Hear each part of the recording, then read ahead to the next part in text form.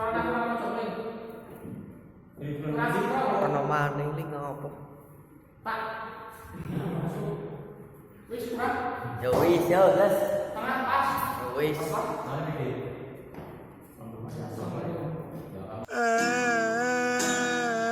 Ayo pencet lagi. Wis mau. Assalamualaikum warahmatullahi wabarakatuh.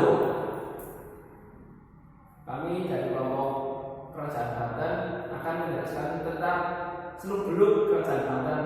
Banten maksudnya maaf. Sebelum itu, kami akan memperkenalkan diri kami sendiri. Yang pertama, Saya Said adalah absen 21. saya Farhan Subari, absen 9. Saya Nurul Ardiansyah, absen 18. Saya Abdul Farhan Maisa, absen 21. Mari saksikan. Tanpa basa-basi, kita akan mengulas tentang sejarah Kerajaan Banten. Pada awal abad ke-16, daerah Pajajaran yang beragama Hindu, pusat kerajaan ini berlokasi di Pakuan, sekarang Bogor. Ya, Kerajaan Pajajaran telah mengadakan kerjasama dengan Portugis. Oleh karena itu, Portugis diizinkan mendirikan kantor dagang dan benteng pertahanan di Sunda Kelapa. Untuk membendung pengaruh Portugis di Pajajaran, Sultan Trenggono dari Demak memerintahkan Fathahillah selaku panglima untuk menaklukkan bandar-bandar, dan pada tahun 1526 armada Demak berhasil menguasai Banten. Pasukan Fathahillah juga berhasil merebut pelabuhan Sunda Kelapa pada tanggal 22 Juni 1527. Dan sejak saat itu berubah menjadi Jakarta. Dalam waktu singkat, seluruh pantai utara, barat dapat dikuasai Fathahillah. Agama Islam lambat laun tersebar di Jawa Barat. Fathahillah kemudian menjadi wali ulama besar dengan gelar Sunan Gunung Jati dan berkedudukan di Cirebon pada tahun 1522. Pada tahun 1552, putra Fathahillah yang bernama Hasanuddin diangkat menjadi penguasa Banten. Putranya yang lain, Pasarian, diangkat menjadi penguasa di Cirebon. Fathahillah sendiri mendirikan pusat kegiatan keagamaan di Gunung Jati sampai beliau wafat pada tahun 1568. Pada awalnya Kerajaan Banten merupakan wilayah kekuasaan Kerajaan Demak. Ya, itulah sejarah tentang Kerajaan Banten.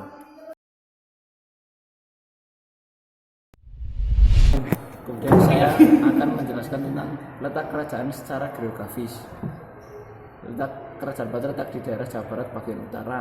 Kerajaan Banten menjadi penguasa jalur perdagangan dan pelayaran yang melalui Selat Sunda.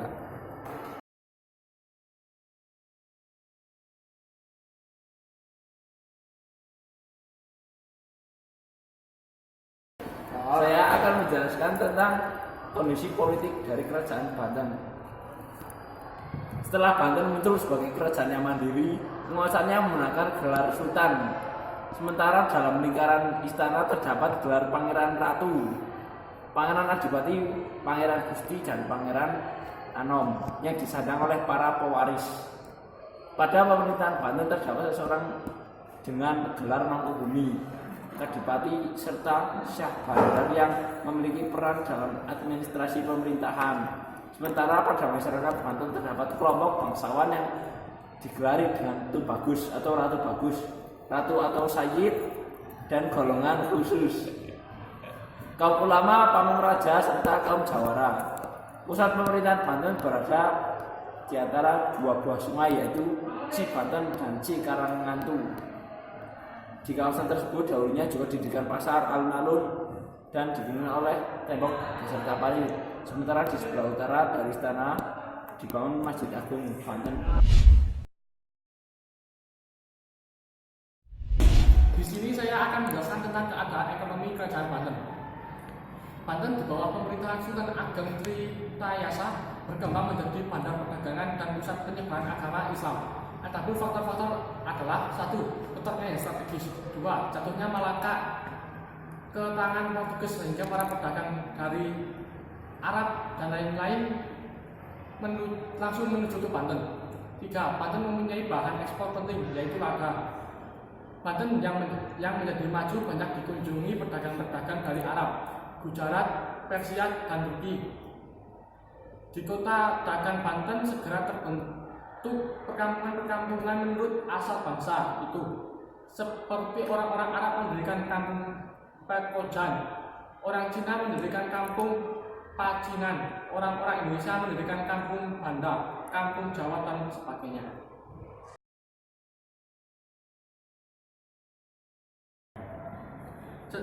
Di sini saya akan menjelaskan tentang kehidupan sosial budaya di Kerajaan Banten.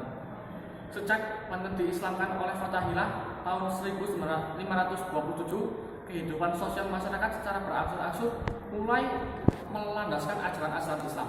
Setelah Banten berhasil mengalahkan Pajajaran, pengaruh Islam makin kuat di daerah pedalaman. Pendukung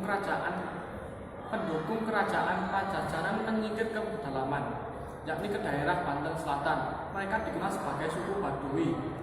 Kepercayaan mereka disebut Pasundan Kawitan, yang artinya Pasundan yang pertama. Mereka mempertahankan tradisi-tradisi lama dan menolak pengaruh Islam.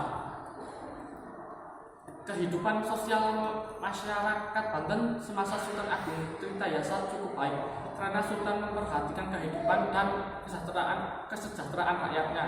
Namun setelah Sultan Agung Tritayasa meninggal dan adanya campur tangan Belanda dalam berbagai kehidupan sosial, masyarakat berubah merosot tajam. Seni budaya masyarakat ditemukan pada bangunan Masjid Agung Banten dan bangunan gapura-gapura di Kalibon Banten. Di samping itu juga bangunan istana yang dibangun oleh Jan Lucas Kander, orang Belanda, pelarian dari Batavia yang telah menganut agama Islam sejak saat itu. Susunan istananya menyerupai istana raja di Eropa lainnya. Terima kasih. Sekian dari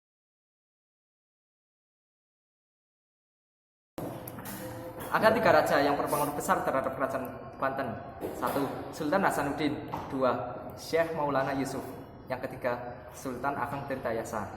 Yang paling terkenal adalah Sultan Ageng Tirtayasa.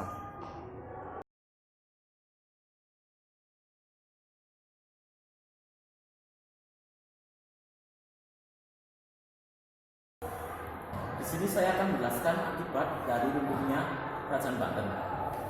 Kerajaan Banten runtuh disebabkan oleh perang saudara antara anaknya sendiri dengan Sultan Ageng Tirtayasa.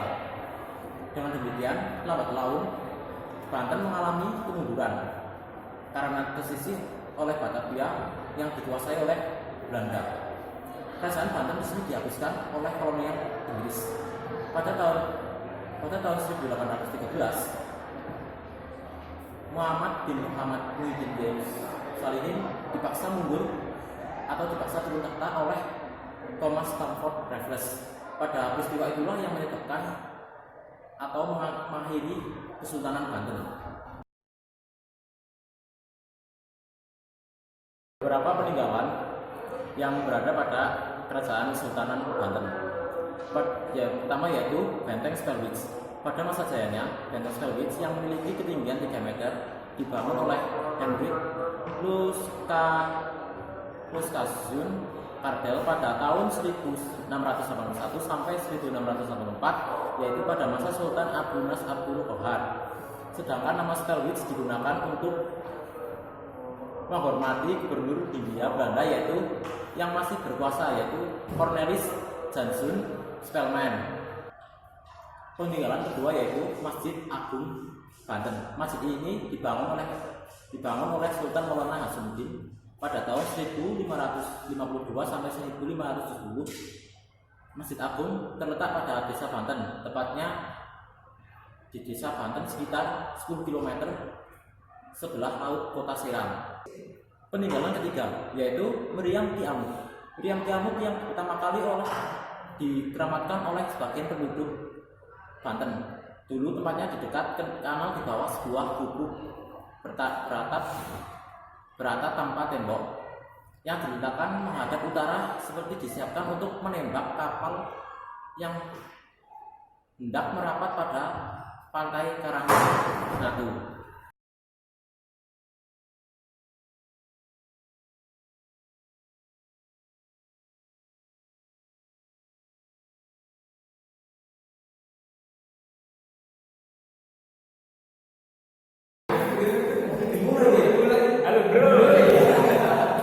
Streaming. Oke, sekian dari kami. Itu adalah survei kerajaan Banten. Bila ada kekurangan kata atau salah kata, kami mohon maaf. Kami akhiri. Wassalam.